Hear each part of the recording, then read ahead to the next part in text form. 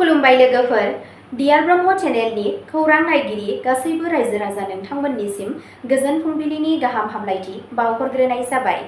आं दिनै नोंथांमोननि सिगाङाव आरोबाव माखासे गोदान खौरां लानानै फैबावलायबाय। आसा खालामो नोंथांमोनहा खौरांखौ खोनासंनानै मोजां मोनगोन। दिनैनि गाहाय रादाबफोराव दङ। महाराष्ट्रनि लेङाइ मन्थ्रि अजित पावारआ बिरखंनि जाब्रबथायाव जिउ गोमायो। रेलवे पुलिसआ 1.3 कौटि रांनि सनानि बिस्कुट जब्द खालामदों, सासे सुबुंखौ खायो। दिनै 29 जानुवारिनिफ्राय गोदान एसेम्बलि कमप्लेक्स आरो गोबाङाव अमित शाह साननैनि थाखाय दावबायफैगोन।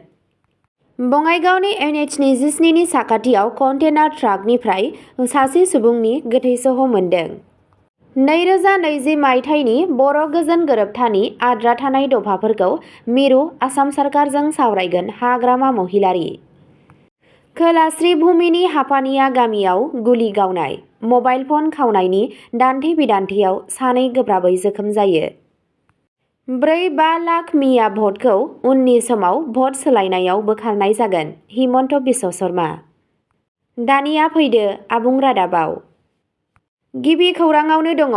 महाराष्ट्रनि लेङाइ मन्थ्रि अजित पावारआ बारामतीयाव बिरखंनि जाब्रबथायाव जिउ गोमायो, लोगोसे 4 सुबुंनि जिउ खहा। महाराष्ट्रनि लेङाइ मन्थ्रि 66 बोसोर बैसोनि अजित पावारआ मैया बारामती बिरखं गाथोनाव ओंखारनाय समाव गावनि चार्टार्ड लियारजेट 45 गारिआ जाब्रबथायाव जिउ गोमायो। मुम्बाइनिफ्राय बिरनाय बिरखंआ रानवेनि खाथियाव लांदां फोथाराव गाज्रि नुथायनि जाहोनाव गाहायाव गोग्लैदों।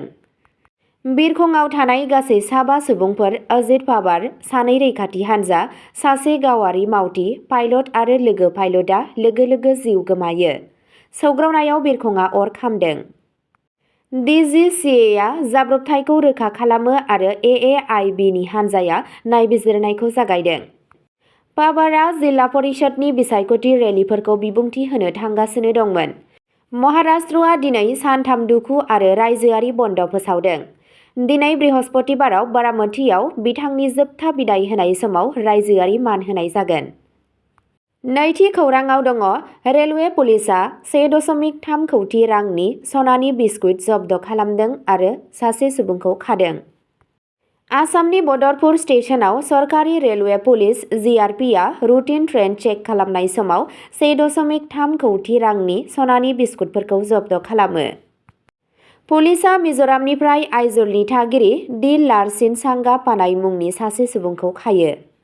सिलचर-गुवाहाटी एक्सप्रेस ट्रेनआव बिथांनि आखायाव थानाय सनाखौ मोन्नाय जादों। मावख'गिरिफोरा गासै 1 किल'ग्राम 650 ग्राम लिरथायनि 10 सनानि बार बोखांनो हायो। जब्द खालामनाय सनानि बाजारनि बेसेना 1.30 कौटि रां जागोन होनना मिथिनो मोननाय जादों। खौरां मोननाय बादिब्ला बे सनाखौ मिज'रामनिफ्राय साइरां एक्सप्रेसआव लाबोनाय जादों आरो गुवाहाटी फारसे लांनाय जादोंमोन। हमजानाय सुबुंखौ हमनानै दोननाय जादों आरो सनानि फुंखा आरो माबाफोर गिदिर सिखाव फालांगिजों लोब्बा दं नामा बेखौ नागिरनो थाखाय आरोबाव नायबिजिरनाया सोलिगासिनो दं। बदरपुर GRP हानजाया गावसोरनि सरासनस्रा ट्रेन नायबिजिरनायाव गोख्रैनो खामानि मावदों आरो बे आयेन बेरेखा सनानि हान्था-मेलाखौ होबथादों। थामथि खौराङाव दङ।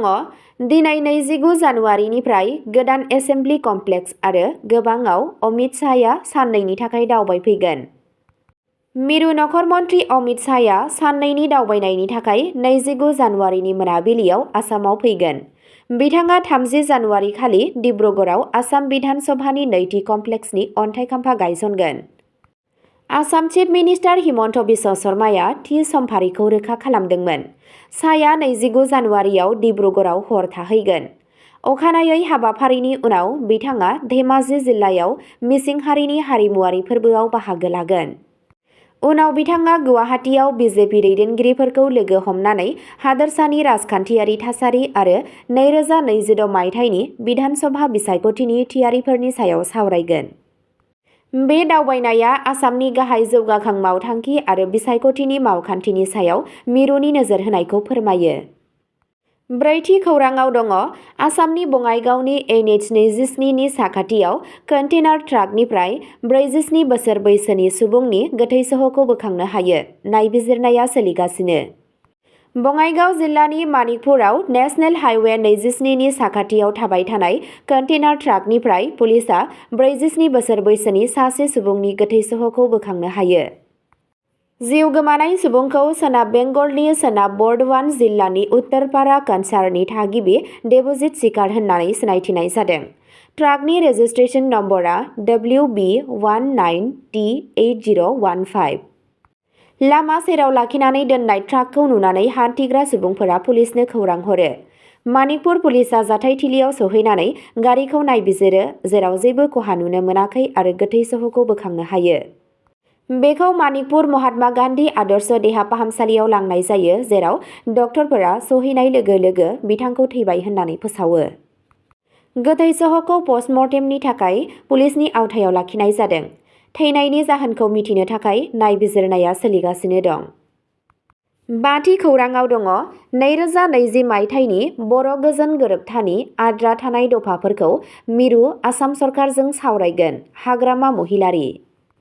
बर' गोजोन गोरोबथानि 6थि बोसोरसालिया जथुम्मायाव बड'लेण्ड टेरिटरियेल काउन्सिल (BTC)नि गाहाय मावफुं सोद्रोमा आरो BPF नि आफादगिरि हाग्रामा महिलारि बिथाङा बुङो दि 2020 मायथाइनि मोनथाम गोरोबथानि थालांनाय दफाफोरनि सायाव थाबैनो हादोरसा सरकार आरो मिरुजों सावरायनाय जागोन।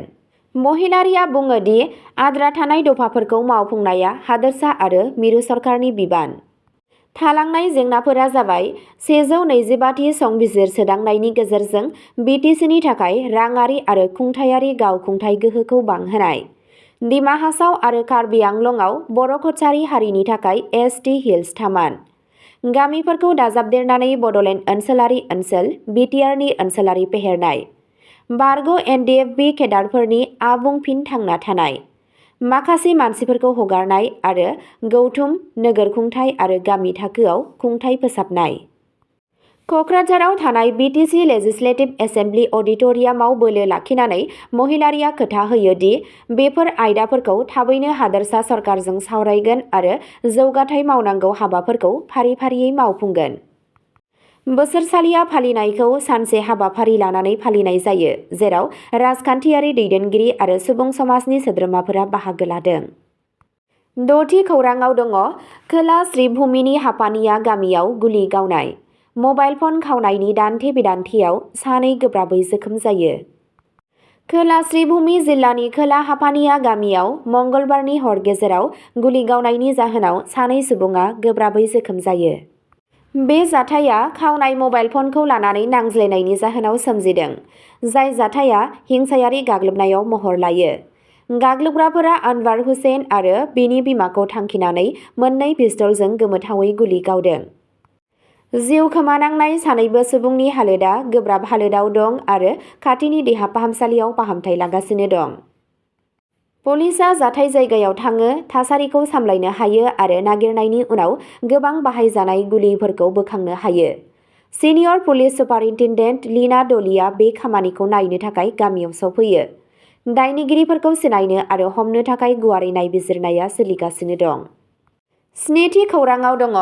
4-5 लाख मिया भटखौ उननि समाव भट सोलायनायाव बोखारनाय जागोन हिमन्त बिश्व शर्मा।